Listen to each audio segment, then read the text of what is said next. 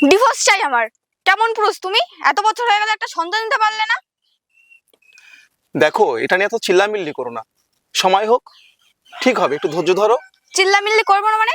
6টা বছর বিয়ে হয়ে গেছে, এখন একটা সন্তান দিতে পারোনি। আচ্ছা, তুমি একটু ধৈর্য ধরো, ঠিক হবে। আমি আর ধৈর্য ধরতে পারছি না, আমার ডিভোর্স চাই।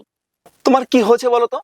যখনই দেখি তোমাকে সারাদিন সর্বক্ষণ শুধু ডিভোর্স ডিভোর্স ডিভোর্স, তুমি কি চাও বলো তো?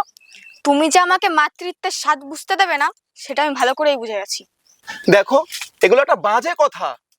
না, এগুলো কোনো বাজে কথা নয়। আমরা এতদিন যে কয়বার ডাক্তারের কাছে গেছি, ডাক্তারে কি বলেছে, ডাক্তারে কি রিপোর্ট দিয়েছে, সেটা তুমি আমাকে কখনো বলনি, সব সময় আড়াল করেছো। তার মানে এটাই দাঁড়ায় তুমি একটা হিজড়া, তুমি তৃতীয় লিঙ্গের মানুষ, তুমি কখনো বাবা হতে পারবে না।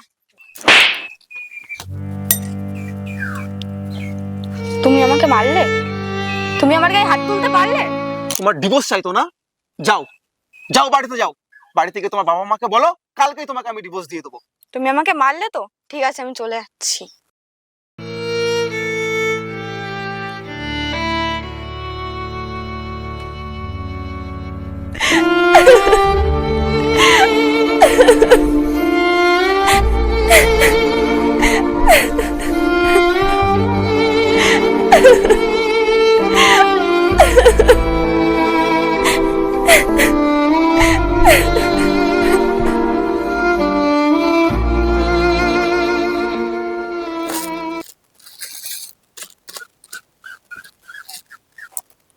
আমি চাই বৌমাকে তুমি ডিভোর্স দিয়ে দাও।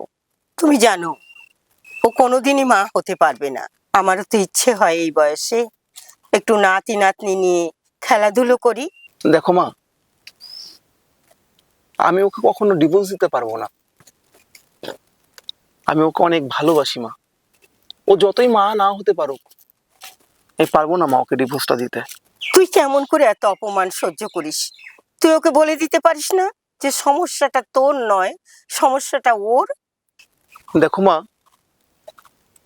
আমি যদি ওকে গিয়ে বলি যে সমস্ত ডাক্তারের রিপোর্টগুলোতে সমস্যাটা ওর এসেছে, আমার নয়, তাহলে ও অনেক কষ্ট পাবে মা। ও, আমি এর জন্যই ওকে কোনো কিছু বলতে পারি না মা। তাই বলে তুই এত অপমান সহ্য করবি? আমার কোনো সমস্যা নেই মা। ও যতই মা না হতে পারুক, তবুও আমি সারা জীবন ওর সঙ্গেই সংসারটা করে যেতে চাই। মেয়েটা অনেক লক্ষ্মী, জানো তো মা। সত্যি মেয়েটা অনেক লক্ষ্মী।